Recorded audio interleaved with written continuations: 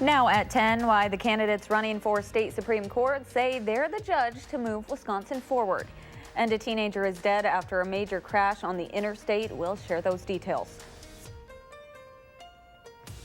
From the Channel3000.com Alert Center, this is News 3 Now at 10. In just 2 days, Wisconsin will vote for the next state Supreme Court justice. Rose Schmidt sat down with both candidates and explains where they stand on important issues in this officially nonpartisan race.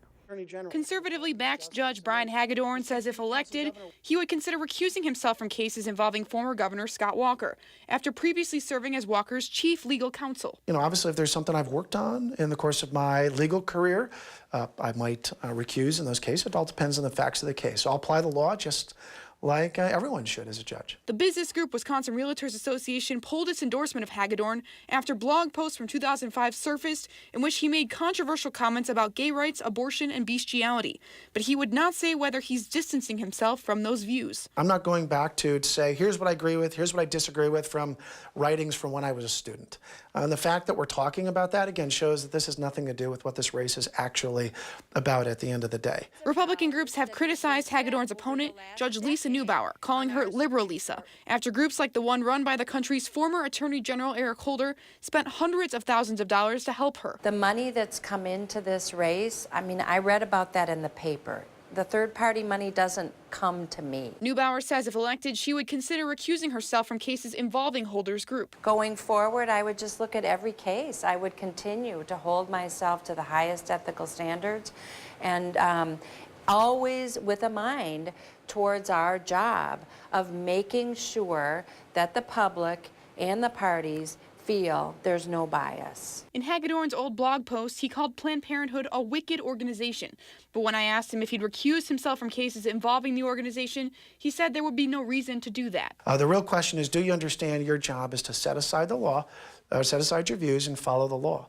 And again, my opponent and nobody else can point to any time where I've done anything other than that. Planned Parenthood endorsed Neubauer in the race and spent big money to help her, but she would not say whether she'd consider recusing herself. For every decision I make on the Supreme Court, I want to come to it with an open mind, no agenda, no ideology, no bias, no predetermined outcomes. As far as another hot-button issue, gun rights, Hagedorn says he would uphold the right to bear arms, while Neubauer called it inappropriate to talk about any issue that could come before the court. But she says she would keep an open mind. For News 3 Now, I'm Rose Schmidt. State Supreme Court is the headline race on the ballot on Tuesday, along with some local races like Madison Mayor, Madison School Board, and a number of local referendums. Tonight on MSNBC, Governor Evers spoke to Casey Hunt about President Trump's recent comments about health care. This week, the president restarted conversations to repeal and replace the Affordable Care Act. Governor Evers said he worries about what that could mean for people with pre-existing conditions. People of Wisconsin are saying, we want to make sure that those of us, those 2.4 million of us, including me, I'm a cancer survivor, still had those protections. What President Trump is essentially saying to the people of Wisconsin, you 2.4 million people who have a pre-existing conditions, guess what? You might not have them anymore. Republican lawmakers say they're surprised by the president's shift in focus to health care. They say they have no plans to tackle the issue in this legislative session.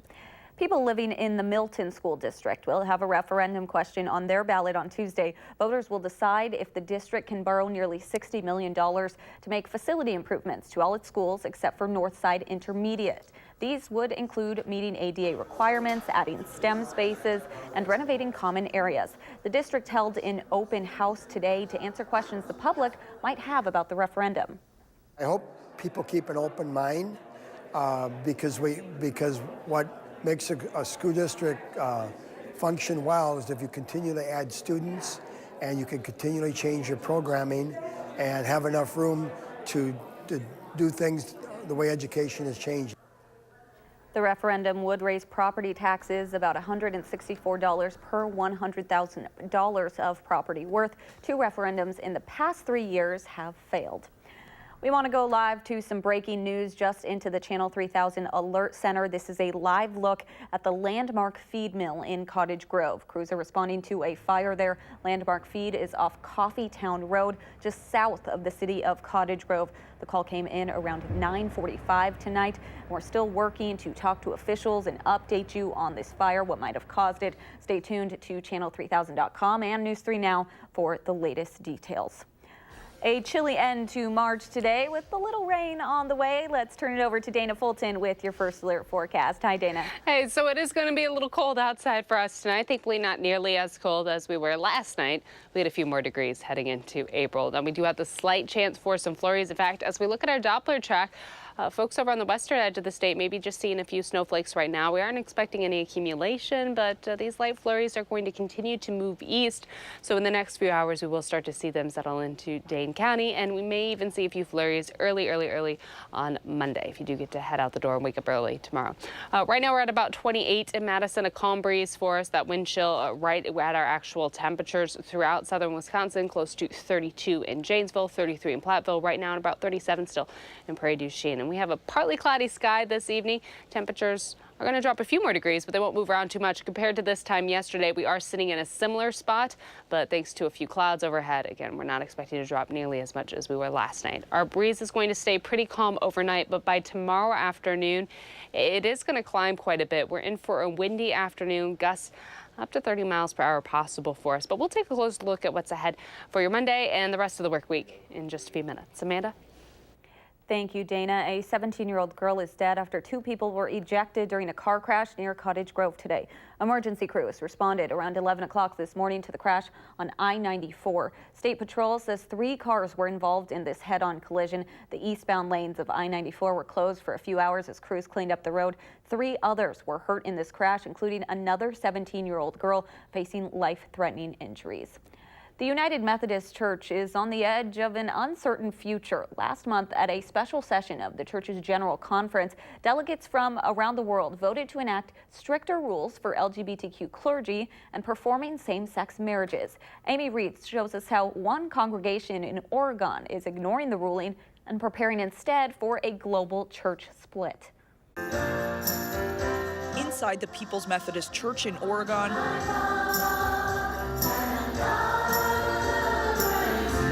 all are welcome. We learn from one another best when we're with people who are different from us. Genesis then reads, now Abraham and Sarah. For Pastor Jason Menke, it's the only way he's interested in leading. That's a challenge that is held up to us today. That's why last month, when the Global United Methodist Church voted to enact stricter punishments for LGBT clergy and for pastors who perform same-sex marriages. Are you nervous at all that you could get in trouble?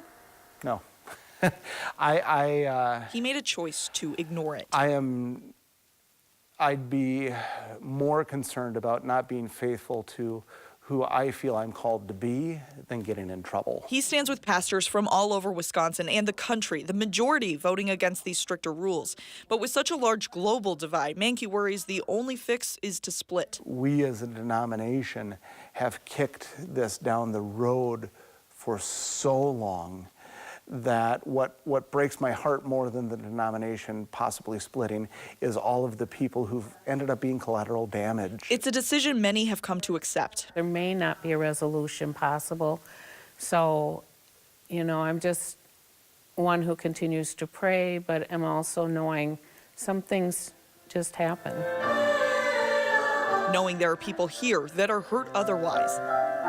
Like music director Charles Filia, who tried many others before finally finding a church for his family. I was relieved to know that people here supported us, regardless of our lifestyle. We are accepted for who we are, and we open our hearts to accept others. That's the environment Menke wants, not just here, but for all people. So while his congregation waits in limbo to see what will be decided, his belief stays clear. At this United Methodist Church, all people are welcome. Knowing that we're called to love. In Oregon. And we strive to live that out. Amy Reed, News 3 Now. The church's Judicial Council will review this in April and could overturn the stricter punishments, but those leaders who are in favor of the new policies have a plan to break from the church in case that does happen. Coming up on News 3 Now at 10, UW Band Director Mike LeCrone isn't the only one retiring this year. We introduce you to the woman who's been making his costumes for 27 years.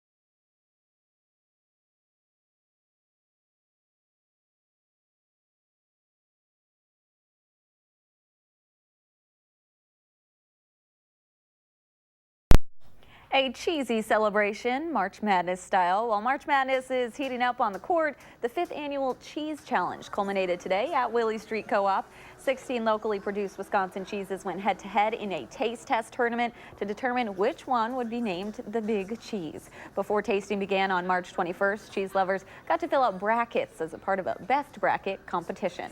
People get pretty bought into it. They get pretty revved up about it. Really gunning for their own cheeses, and they'll come by the sampling station and they'll say, hey, I voted for this one. This year's winner is Marika Gouda. Its maker will receive a plaque, and the best bracket will win a pound of each edible 8 cheeses. University of Wisconsin-Madison Marching Band Director Mike LeCrone's illustrious 50-year career is coming to an end and will culminate with his final spring concert series in 2 weeks. Each year during those concerts, you can count on him to deliver, both when it comes to music and his carefully crafted outfits. Our Madeline O'Neill has the story behind the jacket. It's no Camp Randall or concert hall, but this unsuspecting house here in Beaver Dam is where the magic starts. This is the room. Yeah, this is it. This is where I live.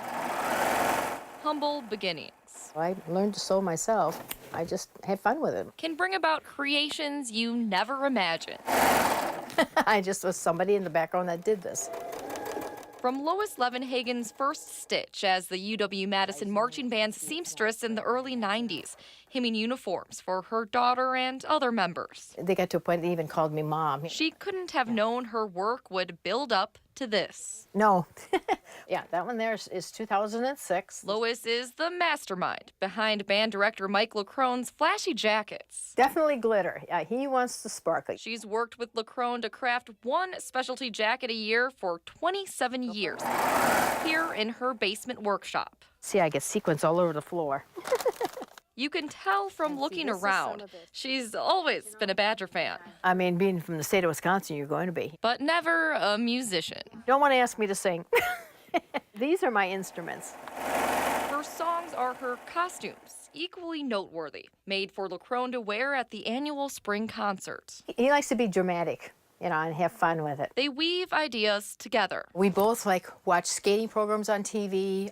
We always check into Elvis Presley's costumes, the old Westerns. They all give us ideas what to put together. But it's down to Lois to put in the up to 125 hours it takes to make the final product. Then it's hours and hours of sewing. She says behind the glitz and glam. Yeah, I'm the secret master, yep, that's for sure. Is plenty of substance. He was great with the kids. He could horse around, have fun, but he snapped his fingers and he wanted attention. He got it out of them, and they listened to him. As LaCrone is preparing for his final spring concert, Lois is designing his final jacket. I'll be very busy. Her last project with the band. This is a good time to leave then, too. Like all things magical, this jacket requires an element of surprise. It's a big secret when he walks out on stage. It's no secret. It will be an ending to remember. And the first time he puts that coat and puts it on, I just, oh, there's my work. It's on stage, you know, and stuff. And just, you know, it just feels good. In Beaver Dam. It's going to be hard. Seeing it'll be the last one. Madeline O'Neill, News 3 Now. The spring concert series is on April 11th, 12th, and 13th. All three shows are sold out, but Wisconsin Public Television is live streaming LaCrone's last concert online on Saturday the 13th, starting at 7 p.m. While ski season is wrapping up, lakes aren't quite warm enough for water skiing, so several area skiers and snowboarders combined the two this afternoon at the Tyrrell Basin Pond Skim. Several brave souls attempted the challenging feat by skiing or snowboarding down the slope and into the pond with the goal of skimming across it. The first skier and snowboarder to make it across received a free season pass for the 2019-2020 season. Pretty nerve-wracking at the top. Like, the guys were telling me just go down, don't stop, just go as hard as you can all the way through, and I just didn't stop and went all the way down, and I guess it worked.